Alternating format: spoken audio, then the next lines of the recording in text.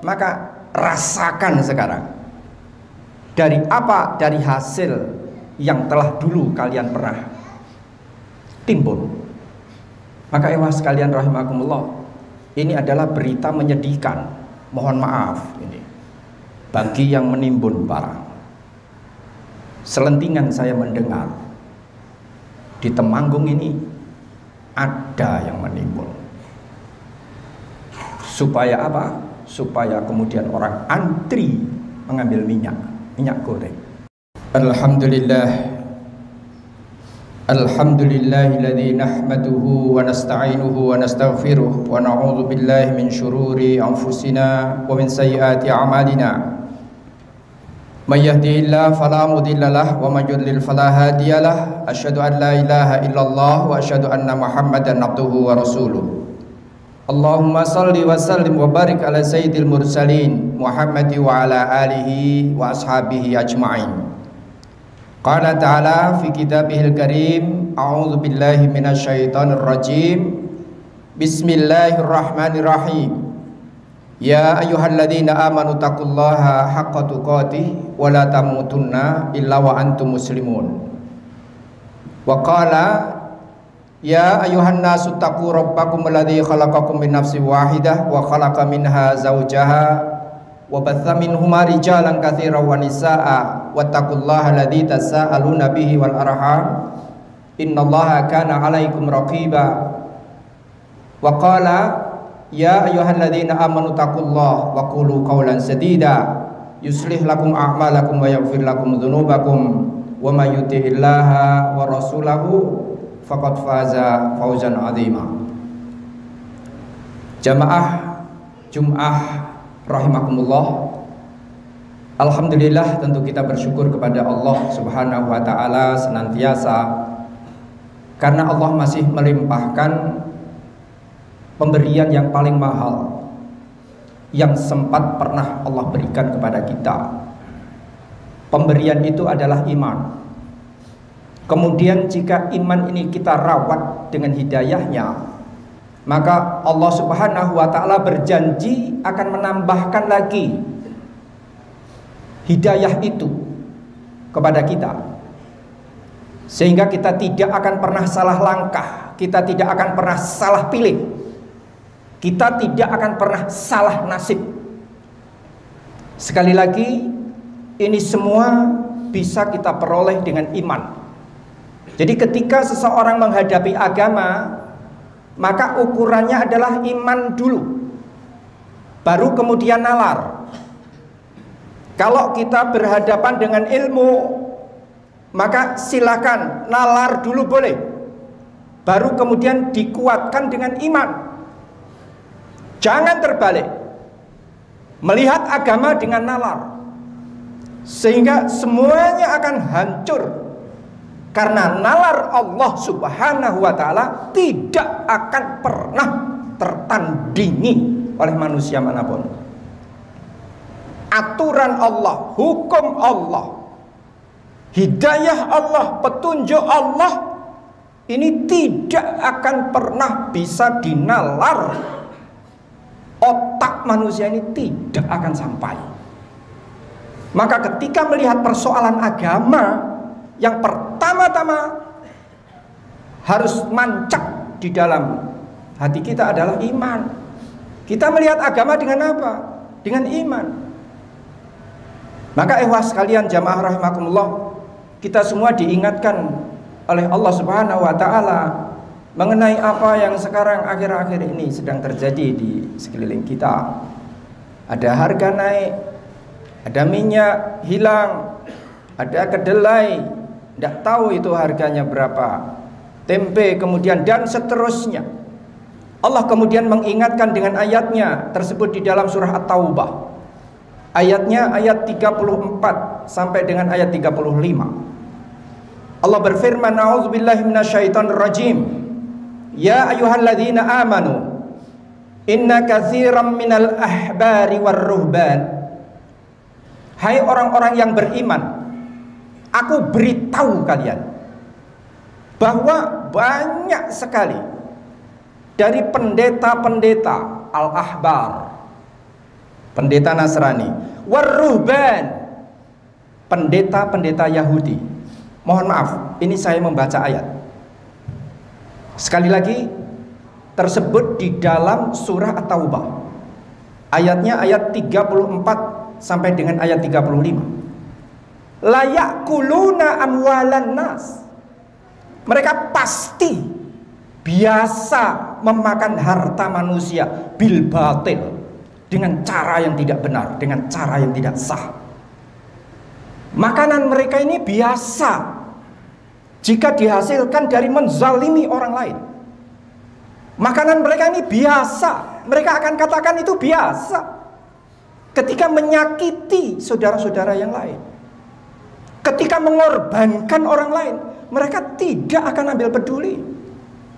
La yakuluna amwalan nasi bil batil wa yasudduna an sabilillah. Bukan hanya itu, mereka akan terbiasa untuk menghalang-halangi, yasudduna an sabilillah, dari jalan Allah.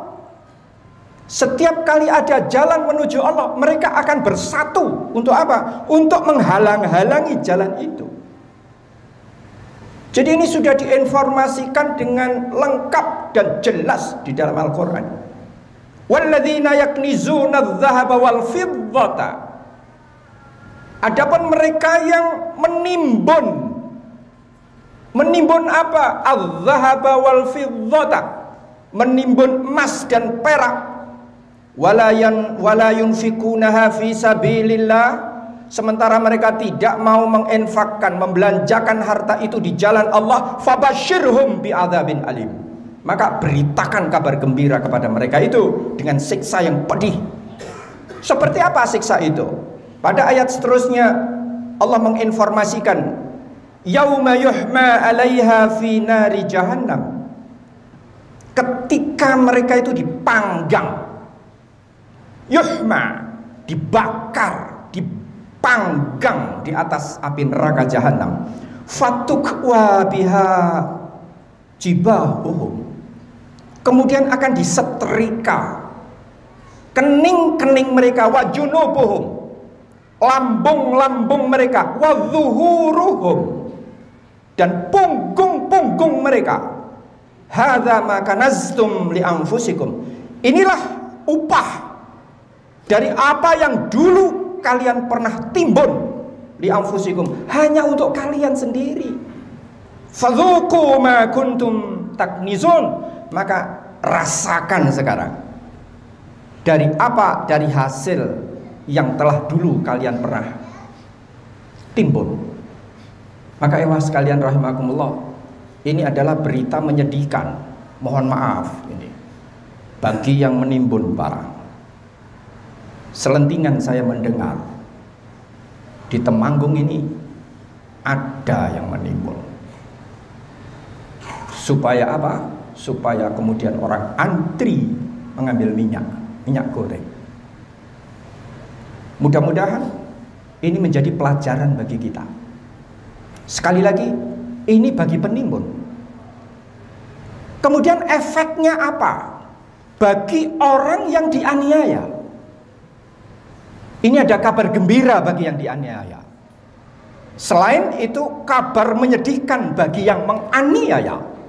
Rasulullah SAW di dalam satu hadis diriwayatkan oleh Imam Muslim dari Abu Hurairah radhiyallahu anhu, Rasulullah pernah bertanya kepada para sahabat, atadruna mal muflisu, wahai sahabatku, kalian tahu enggak yang disebut orang bangkrut? Kemudian mereka menjawab, qalu al-muflisu fina man la dirham lahu wa la mata'. Orang yang bangkrut di antara kami adalah orang-orang yang tidak mempunyai dirham, wala mata', dan tidak mempunyai harta, tidak mempunyai barang dagangan, tidak mempunyai dirham. Sebut saja, tidak punya uang, tidak punya harta. Itu yang disebut bangkrut, muflis. Faqala, Rasulullah sallallahu alaihi wasallam kemudian bersabda, menerangkan, innal muflisa min ummati, orang yang bangkrut dari umatku itu, ya'ti yaumal qiyamati bisolatin, dia datang nanti pada hari kiamat dengan membawa pahala salat, wasyamin, dengan membawa pahala puasa, wazakatin, dan membawa pahala zakat. Pahala puasanya hebat, puasanya, salatnya hebat, zakatnya hebat. Wa ya'ti qad syatama hadza, akan tetapi orang itu telah mencela ini. Wa qadzafa hadza, kemudian menuduh, menfitnah si itu. Wa akala mala hadza, kemudian memakan harta si anu. Wa safaka dama hadza, kemudian menumpahkan darah si itu. Wa daraba hadza, kemudian pernah memukul si ini. Fayu'ta hadza min hasanatihi, kemudian akan diberikan dari kebaikan-kebaikan orang yang pahala sholatnya banyak, pahala zakatnya banyak, pahala puasanya banyak. Dari kebaikan-kebaikannya itu kemudian akan diberikan kepada siapa? Diberikan kepada orang yang dianiaya. Ehwas sekalian jamaah rahimakumullah, Rasulullah Shallallahu Alaihi Wasallam menerangkan ini dengan sangat tandas, tegas. Wahada min hasanatihi, kemudian diberikan kepada orang lain. Ini dari kebaikan si penimbun tadi. Silakan, ini kamu terima. Jadi orang-orang yang dianiaya besok ini akan mendapatkan surprise, akan mendapatkan bonus yang tidak terduga. Dari siapa? Dari orang yang pernah menzalimi, daripada orang yang pernah menganiaya dia. Jadi ibu-ibu, bapak-bapak, ehwas sekalian jamaah rahimakumullah, mohon maaf, jangan takut untuk berpanas-panas, untuk menderita mencari barang itu.